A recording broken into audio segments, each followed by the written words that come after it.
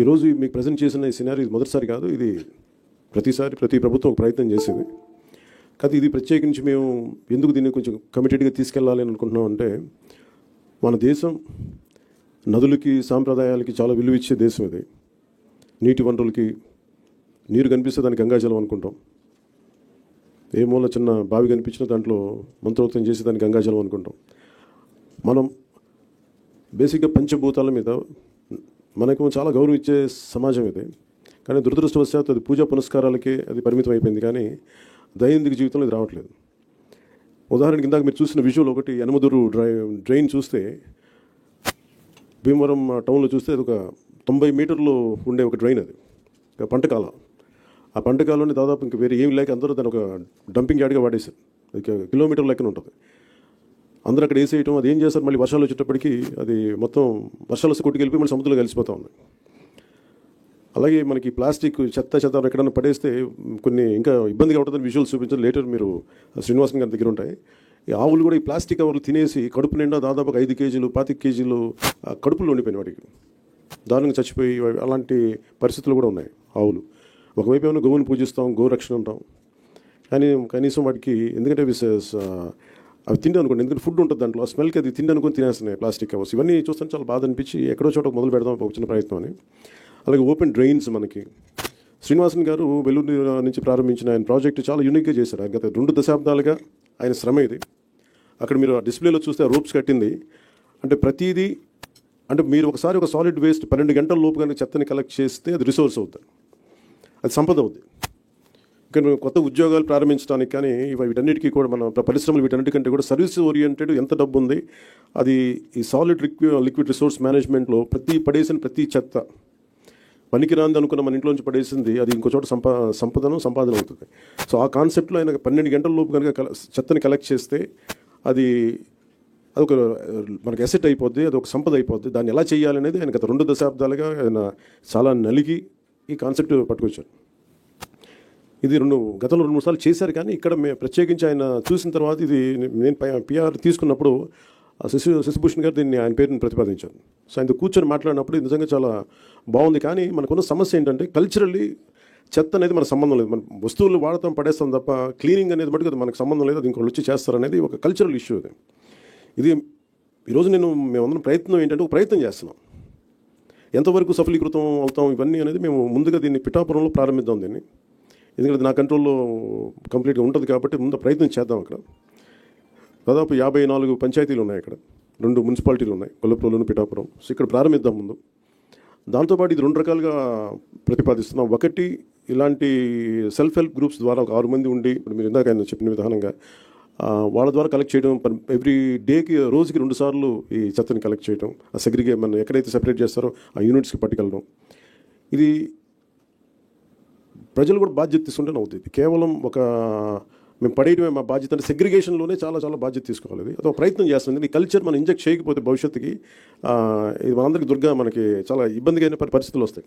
ముఖ్యంగా మీరు ఎక్కడ చూసినా సరే any water body, any canal కనిపిస్తే మొత్తం డంపింగ్ యార్డ్లా అయిపోయింది. ఒక చిన్న పంట కాలువలు స్వచ్ఛంగా పారాల్సిన పంట కాలువల్లో ఈ చెత్త చెదారం వేసేసేటప్పటికి ఇది నాకు అన్ని చోట్ల కనిపిస్తూ ఉంది. దీన్ని పిఠాపురంలో నాకు దాన్ని తీసుకెళ్ళాలి, పైలట్ ప్రాజెక్ట్గా చేద్దాం దీన్ని.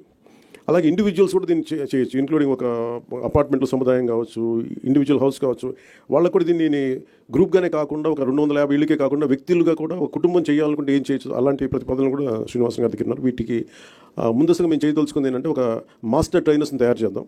ఒక 50 మంది నుంచి 70 మంది మాస్టర్ ట్రైనర్స్ని తయారు చేసి ఈ కాన్సెప్ట్ని ఎక్కువ మందికి అర్థమయ్యేలా చెప్పి దీన్ని ముందుకు తీసుకెళ్ళాలి. దాంట్లో భాగంగా మిమ్మల్ని అందరినీ ఇక్కడ పిలవడం జరిగింది. మరి if you go into detail, మీరు ప్రతి డీటెయిలింగ్ వెళ్తే నిజంగా అందరం కలెక్టివ్గా అనుకుంటే ఖచ్చితంగా పాసిబిలిటీ చేయొచ్చు.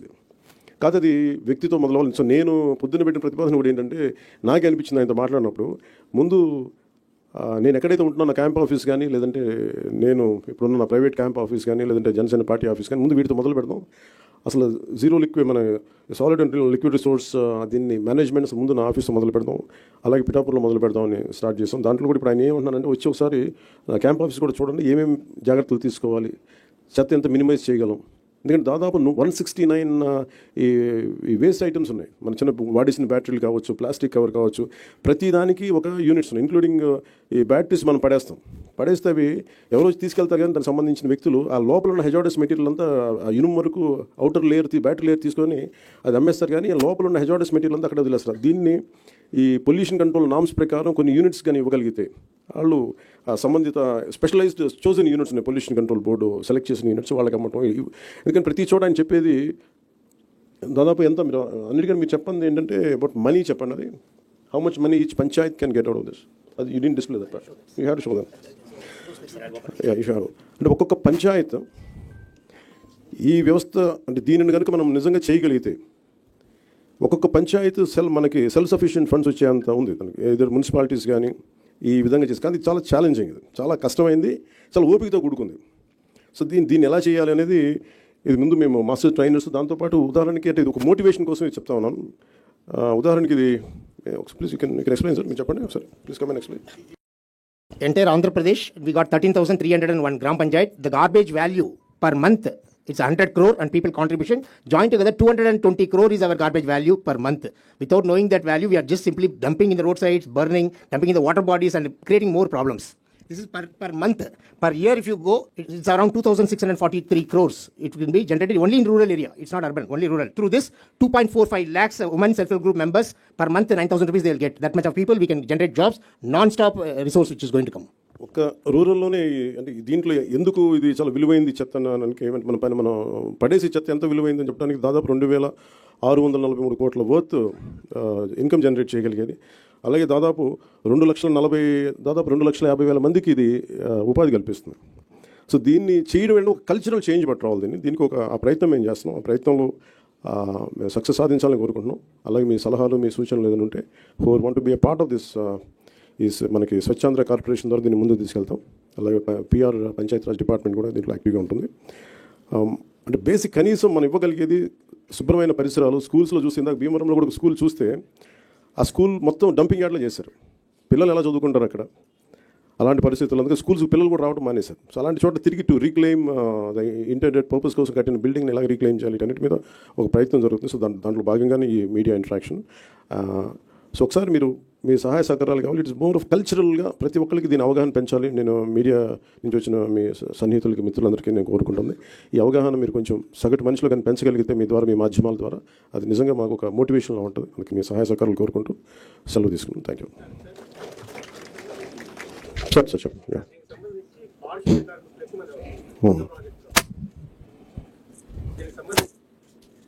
చెప్పండి సార్, వినిపిస్తుంది. దీనికి సంబంధించి పారిశుద్ధ్య కార్మికులు ఎక్కువ మంది అవసరం అవుతుంది. ఇప్పటికే పారిశుద్ధ్య కార్మికులకు చాలా నెలలుగా వాళ్ళకు జీతాలు, కాబట్టి దీన్ని ఎట్లా అధిగమిస్తారు? దీనికి సంబంధించి ఏదైనా ప్రాజెక్ట్ అంటే ఈ ఇన్కమ్, వచ్చే ఇన్కమ్ని వాళ్ళకి జనరేట్ అయ్యేలాగా ఏదో ఒక కాన్సెప్ట్ ఉంది. అంటే అందుకని దాని ఇవన్నీ మాకు ఇవన్నీ కాన్సెప్ట్ ఓరియంటెడ్లో ఉన్నాయి. లార్జ్ స్కేల్ ఒక చిన్న గ్రామాల్లో చేశారు. ఇప్పుడు దాకా ఒక 2-3 జూపుడి లాంటి గ్రామాలు 2-3 గ్రామాల్లో చేశారు.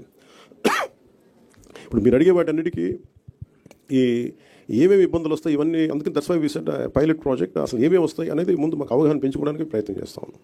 సార్ అంటే ఎవరైనా ఔత్సాహికులు కనుకుంటే అని చెప్పినాను. ఇప్పటికీ పంచాయతీలు 2019 వరకు ఇచ్చినటువంటి 3 చక్రాల వాహనాలు పూర్తిగా దొరకలేదు.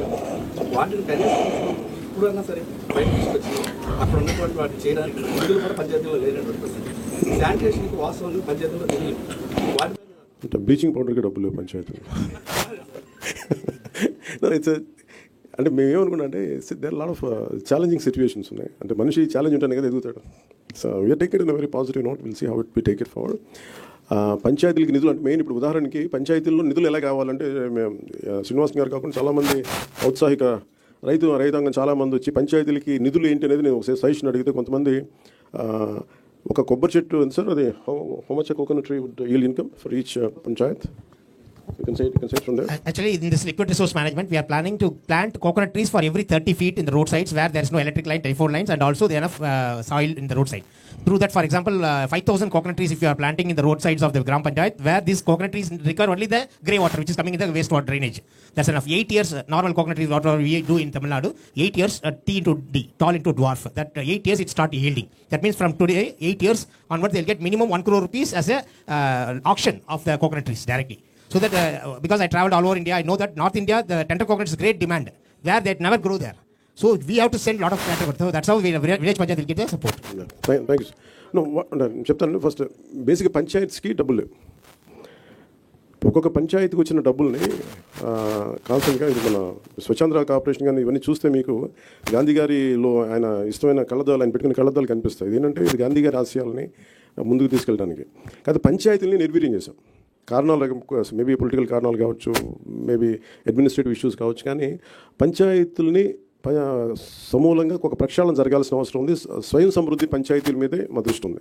దాంట్లో భాగంగానే ఈ సెల్ఫ్ మనకి దాని ఇన్కమ్ సహజంగా వాటిని పెంచుకునేలా ఎలా ఉండాలి దీంట్లో ముందుకు తీసుకెళ్తున్నాం, ఆలోచన చేస్తున్నాం.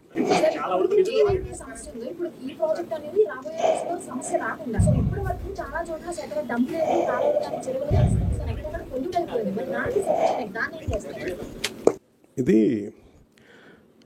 ఇప్పుడు అలావుద్దీన్ అద్భుత దీపంలాగా పెద్దానికి వెంటనే పరిష్కారాలు ఉండవు. బట్ ఫస్ట్ మీరు తెలియజేసుకుంటుంది ఏంటంటే we are very committed to be really Swachh Andhra అంటే నిజంగా దానికి ఎంతో కొంత. ఇప్పుడు నేను అడుగుతుంది కూడా ఏంటంటే ముందు డంపింగ్ యార్డ్, ఇందాక మీరు భీమవరం డంపింగ్ యార్డ్ చూశారు. మీరు అడిగే ప్రశ్నకి ఏంటంటే ఈ డంపింగ్ యార్డ్ అసలు ముందు సమస్య ఏంటి, ఇవన్నీ అయిపోయేలోపు అది కాదు. అందుకే దీన్ని ఒక కష్ట నష్టాలు అర్థం చేసుకోవడానికి ముందు మేము పిఠాపురమో లేదా కొంత భీమవరం డంపింగ్ యార్డ్ తీసుకున్నాం. భీమవరం డంపింగ్ యార్డ్కి ఏంటంటే నేను కొంచెం ఎలాబరేట్గా మీ తర్వాత ఇప్పుడు ఎవరు ఇంట్రెస్టెడ్ మీరు ఎవరిని అడిగినా నేను చాలా డీటెయిల్గా చెప్తారు. ఉదాహరణకి నేను ఛత్తీస్గఢ్లో థింక్ హ్యాడ్ నేను ఛత్తీస్గఢ్ సార్ అంబికా హర్యానా ఛత్తీస్గఢ్ అంబికాపూర్లో ఆయన ప్రత్యేకంగా ఒక ప్రాజెక్ట్ చేశాను. ఇలాగ మనకి డంపింగ్ యార్డ్ ఉంది, ఒక 20 acres dumping yard, and he made it very beautiful. So దానికి మోర్ దెన్ డబ్బు కంటే కూడా చాలా కమిటెడ్ ఉండే లీడర్షిప్ ఉండాలి దానికి. సో అది అట్లాంటి ఫస్ట్ ప్రయారిటీ చేసుకుంటాం. ఇవన్నీ ఒకటి అర్బన్ కింద వస్తుంది, కొంత పంచాయతీ నా కిందంతా నేను మాట్లాడగలిగేది పంచాయతీ రాజ్ కింద వస్తే భీమవరం నా కింద రాదు. బట్ స్టిల్ నేను అర్బన్ డెవలప్ మినిస్టర్ నారాయణ గారితో కూర్చోబెట్టి మున్సిపాలిటీ సంబంధించి మేము కూర్చొని దాని మీద ఒక ప్రతిపాదన తీసుకురావాలి. ముందు దీన్ని ఇనిషియేట్ చేస్తాను త్రూ ఫ్రమ్ పిఆర్. ఎన్ఆర్ఐస్ కదా అంటే ఇప్పుడు మేము అదే చేస్తున్నాం. ఇప్పుడు మాకు ఏమన్నాయంటే చాలామంది కమిటెడ్గా వాళ్ళ గ్రామం వరకు శుభ్రం చేసుకునే, ఫర్ ఎగ్జాంపుల్ మనకి రైల్వే వచ్చింది, మన 80s మన అన్నహాసరే గారు చేసింది ఇలాంటి ప్రయత్నమే కాదు. అది పెద్ద స్థాయిలో వెళ్ళలేకపోయింది, ఓన్లీ కొన్ని పరిమితమైన గ్రామాల్లో పరిమితమైన మండలాలకు అయిపోయింది. కానీ సో మాకేంటంటే ఎన్ఆర్ఐస్ని ఎంతమంది స్టేక్ హోల్డర్స్ ఇప్పుడు నా ప్రయత్నం ఏంటంటే మా అందరి ప్రయత్నం ఎవరు విల్లింగ్గా ఉన్నారు. ఫస్ట్ ఒక ఉదాహరణ మేము పిఠాపురంలో చేస్తున్న 54 పంచాయతీల్లో మాకు అర్థం అవుతుంది మోడల్. ఈ మోడల్ ఏ మోడల్ అంటే ఎంతమంది ఒకసారి ఎన్ఆర్ఎస్ని స్టేక్ హోల్డర్స్గా తీసుకొచ్చు. కొంతమంది సెల్ఫ్ మోటివేటెడ్ గ్రూపే ఉంటారు. ఉదాహరణకి బాంబే లాంటి చోట బీచెస్లో ఇండివిజువల్స్ పాపం యువత చాలామంది వాళ్ళే ఒక గ్రూప్గా ఏర్పడిపోయి వాళ్ళే క్లీనప్ చేశారు బీచెస్ అక్కడ. సో అలాగే మేము దిగే వరకు లోతు తెలియదు అంటారు కాబట్టి మేము దిగిన తర్వాత maybe we will take support from every one. అంటే ఏమేమి వస్తాయో మేము కూడా వెళ్ళి చూస్తాం. అందుకని దీన్ని ఈ పైలట్ ప్రాజెక్ట్ అని చెప్తుంది. ఎందుకంటే వన్స్ మేము కమిటెడ్గా ఒక సంవత్సరం 2 సంవత్సరాలు దీన్ని సక్సెస్ఫుల్గా చేయగలిగి ఇప్పుడు మేము ఇక్కడ ఉన్న ఈ ఇన్ని వేల కోట్లు దాదాపు 2643 కోట్ల రూపాయల ఇంత ఉంది. ఇవన్నీ ఎక్కడో చోట ఒక చిన్న ఒక మైన్యూట్ ఒక మైక్రో లెవెల్లో ఒక నియోజకవర్గంలో సక్సెస్ సాధించగలి then we can scale it up. That's what.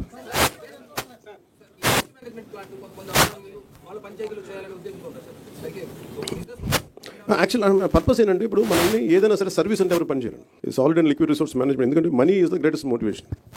మీరు సర్వీస్ చేయండి అంటే అందరూ అలసిపోతారు, పారిపోతారు.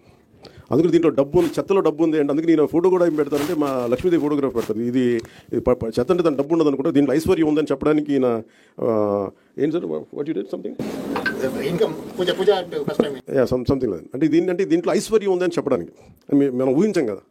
ఒక చిన్న పేపర్లు అమ్మేసాను ప్రతి దానికి కార్డు బోర్డు ఒక చిన్న ఈయనతో డీటెయిల్గా కూర్చుంటే ఈ నాలెడ్జ్ మేము ఇంపార్ట్ చేయడానికి అంటే ఔత్సాహికులకి ఏదైనా దీంట్లో ఫర్ ఎగ్జాంపుల్ సార్ట్అవుట్ కేంద్రం పెట్టుకున్నారు అనుకోండి. ఉదాహరణకి మేము అనుకుంటుంది ఏంటంటే చాలామంది ఉపాధి లేని యువత ఈ సెగ్రిగేషన్ సెంటర్ పెట్టి వాళ్ళకి కనుక మనం ఇచ్చి ఇది వస్తే ఇది సో ఇండస్ట్రీకి మీరు ఇంతకు వెళ్ళిపోద్ది, ఒక ఇన్ని టన్నులు చెత్త వచ్చింది, ఇన్ని టన్నుల పేపర్ వచ్చింది, ఈ ఇండస్ట్రీకి అది పంపిస్తే ఇంత మనీ వస్తుంది. ఇలా చూస్తే maybe we want encourage that part. అది ఎలా చేయాలి ఏంటి అనేది మేము వెళ్ళి దిగే కొద్దీ మాకు ఎవరెవరు వస్తారు ఏమేం చేస్తారు ఆ మోడల్ మేము చాలా ఇంటెన్స్గా చేద్దాం పిఠాపురంలో.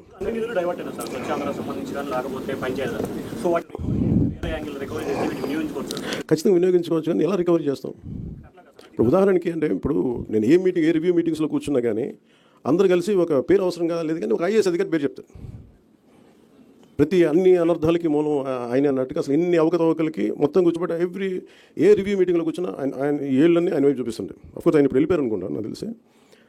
అంటే ఇట్లా ఉంటుంది. ఇప్పుడు వీళ్ళందరినీ ఎలా బాధ్యులను చేయాలి అంటే ఇట్స్ వెరీ ఈజీ. అంటే అడ్మినిస్ట్రేషన్లో కూర్చున్నప్పుడు రూల్ బుక్ని దాటి అధికారులు ప్రయత్నాలు చేశారు, నేను మా రివ్యూస్లో మాట్లాడతాను. కానీ the previous government overruled and they went away. ఎవరికి అకౌంటబిలిటీ ఫిక్స్ చేయాలి అనేది ఇస్ $1 million క్వశ్చన్. అది కేసులు పెట్టచ్చు నాకు తెలియదు, కానీ ఏ మోల్ ఇప్పుడు నిన్న ఒక రివ్యూ చేశాను. రివ్యూ చేస్తే Asian infrastructure industrial development bank వాళ్ళు దాదాపు ఒక రఫ్లీ ఒక 4,000 to 5,000 kilometers అనుకున్నాను. వాళ్ళకి ఇస్తే వాళ్ళు అడిగింది ఏంటంటే, ఒకప్పుడు వాళ్ళు మనం ఒక 70% వాళ్ళు ఇస్తే ప్రతి ₹1 కోటి ప్రతి 100 కోట్లకి 70 కోట్లు వాళ్ళు ఇస్తే మనం 30 కోట్లు పెట్టాలి. అంతే కదా సార్? 70-30 రేషియోలు. సో దాంట్లో ఇదేంటి 250 మంది జనాభా ఉన్న హ్యామ్లెట్స్ కావచ్చు, కుగ్రామాలు కావచ్చు, వాటికి రోడ్డు. సో వాటికి రోడ్లు వేయడానికి దాదాపు Asian infrastructure industrial development bank ప్రయత్నం చేస్తే దాదాపు $400 million ఇచ్చారు వాళ్ళు.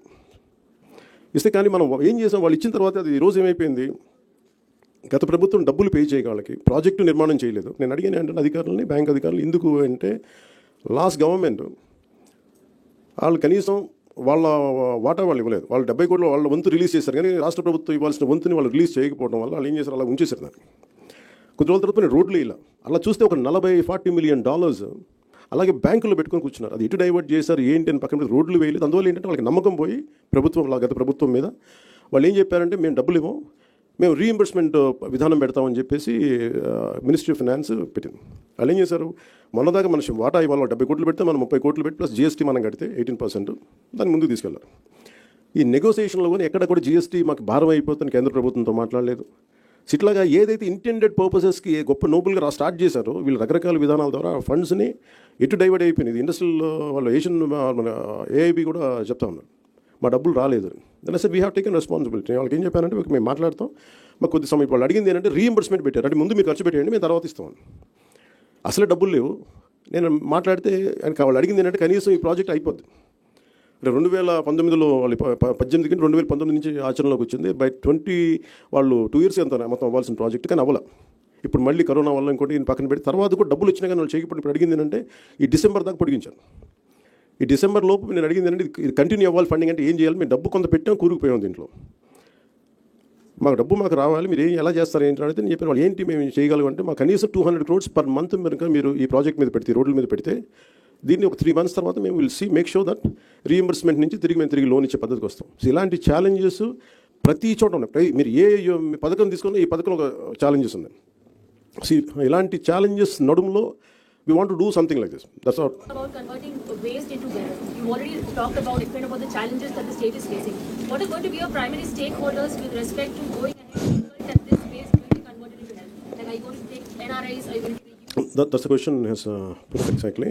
See, there should be a financial incentive for anyone who does this, who would like to come forward, and we have to give some kind of wealth creation has to happen from garbage. I think that should be a great motivation for a lot of entrepreneurs or youngsters to come. We don't need great knowledge for that. We don't need great technical aspects to it.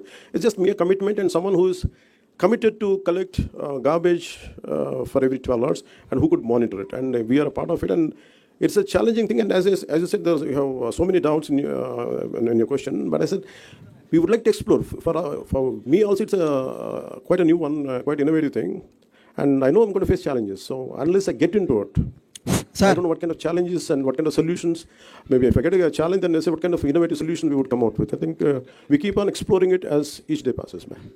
Maybe individual responsibility this can start just now. Let us see where it will take to, and we need your cooperation. Thank you.